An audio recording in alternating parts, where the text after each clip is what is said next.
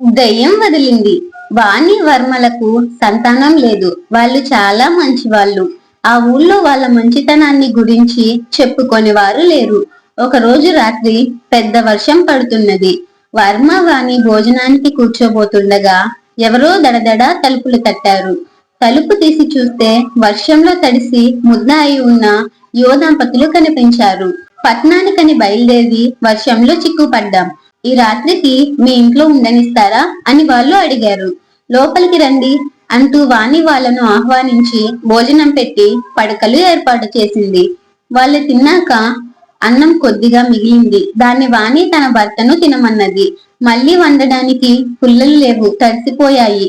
ఇద్దరము చెరిసగము తిందాం అని వర్మ పట్టుబడ్డాడు. ఇద్దరూ కబుర్లు చెప్పుకుంటూ చెరి కాస్త తిని పడుకున్నారు. తెల్లవారి ఎవరో ఏడుస్తున్నట్టయి వాళ్ళు ఉలిక్కిపడి లేచారు. వీధి తలుపు తీసి ఉన్నది. గుమ్మంలో రాత్రి వచ్చిన మనిషి కూర్చొని వెక్కి వెక్కి ఏడుస్తున్నది. వాణి వర్మలు నిర్ఘాంతపోయి ఆమె ఏడుపుకు కారణం ఏమిటి అని అడిగారు. నా కాపురం గంగపాలైంది. రాత్రి ఇంటికి రాకపోయినా బాగుండేది. రాత్రి నా భర్త మీ అన్యోన్యం చూసి నువ్వెప్పుడైనా నన్ను ఈ ఇంటి ఇల్లాలిలాగా ప్రేమించావా? భర్తను ప్రేమించలేని భార్య నాకు దేనికి అని ఎంత చెబుతున్నా వినిపించుకోకుండా వెళ్లిపోయాడు. మొండి మనిషి, మళ్ళీ తిరిగి రాడు అన్నది బెక్కుతూ. ఆమె పేరు చంద్రమతి. వర్మ ఆమె భర్త కోసం ఆత్రంగా ఊరంతా వెతికాడు. ఎక్కడా అతని జాడ లేదు. నాకు తెలుసు ఆయన రాడు, నాకింకెవరూ లేరు, లోతైన బావి చూసి దూకేస్తాను అంటూ చంద్రమతి మళ్ళీ ఏడ్చింది. ఆమె స్థితి చూసి భార్య భర్తల మనసు కరిగిపోయింది. మగవాడి మంచితనం మీదనే ఆడదాని సుఖం ఆధారపడి ఉన్నది. నువ్వు ఏమీ బాధపడకు, నీ భర్త మనసు మారి తిరిగి వచ్చేదాకా నువ్వు మా ఇంట్లోనే ఉండు అన్నారు వాళ్ళు. అది మొదలు చంద్రమతి వాళ్ళింట్లో పని మనిషిగా ఉండిపోయింది. ఆమె చాలా మెత్తని మనిషిగా కనబడింది.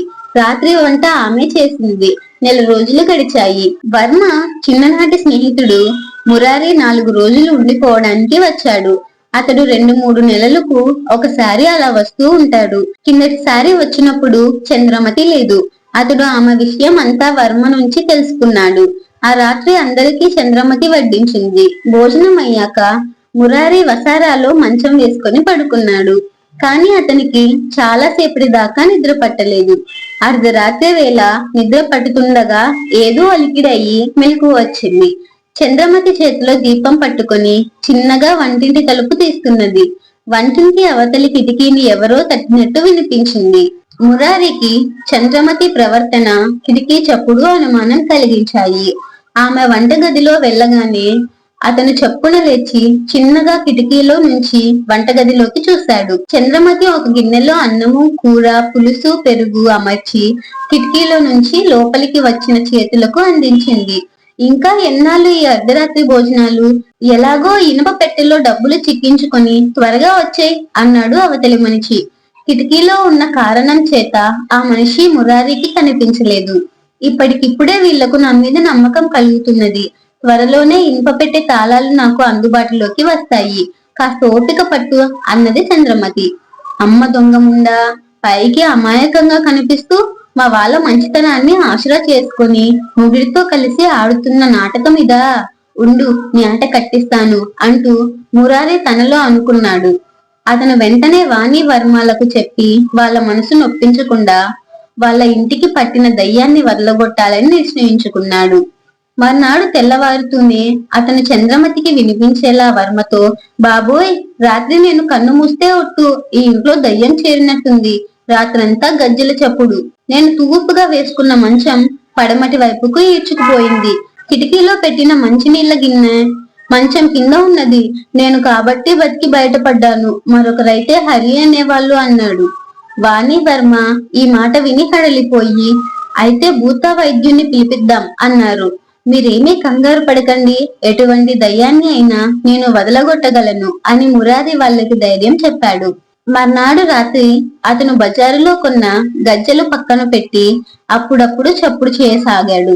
తర్వాత అతను తలగడను మంచం మీద నిలువుగా అమర్చి వాటి మీద దుప్పటి కప్పి పెరటి వైపుకు వెళ్లి వంటింటి కిటికీ చప్పుడు చేశాడు. చాలా సేపటికి ఎలాగో ధైర్యం చేసుకొని చంద్రమతి వచ్చి గిన్నెలో అన్నీ సర్ది మురారి చేతులకు గిన్నెను అందించింది. మురారి చప్పున ఇంట్లోకి వచ్చి ఆ గిన్నెను చంద్రమతి మంచం మీద పెట్టి మంచాన్ని ఇంకో పక్కకు ఇచ్చేసి ఏమీ ఎరగనట్టు తన మంచం మీద పడుకున్నాడు.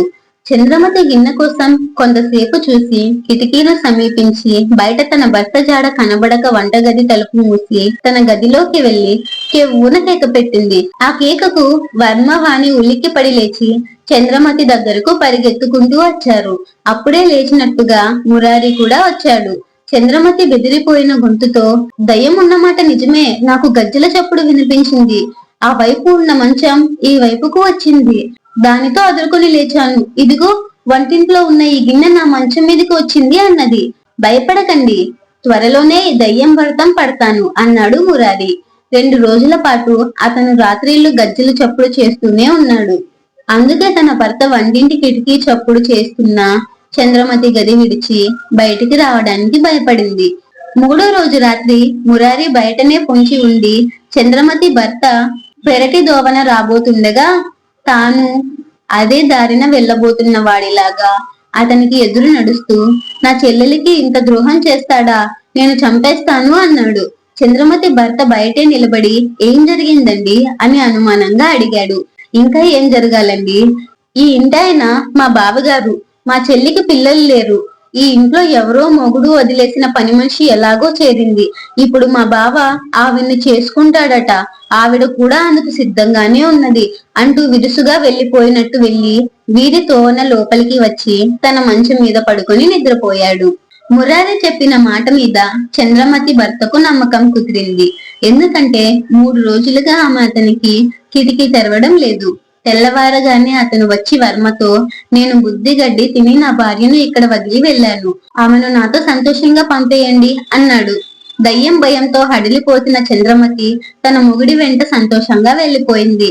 ఆమె వెళ్లినందుకు ఇల్లు బోసిగా ఉన్నదని వాణి వర్మలు బాధపడుతుంటే, దయ్యం వదిలిందని సంతోషించక బాధపడుతున్నారా అంటూ మురారి జరిగిన సంగతి వాళ్లకు చెప్పి వాళ్ళ వద్ద సెలవు పుచ్చుకొని వెళ్లిపోయాడు.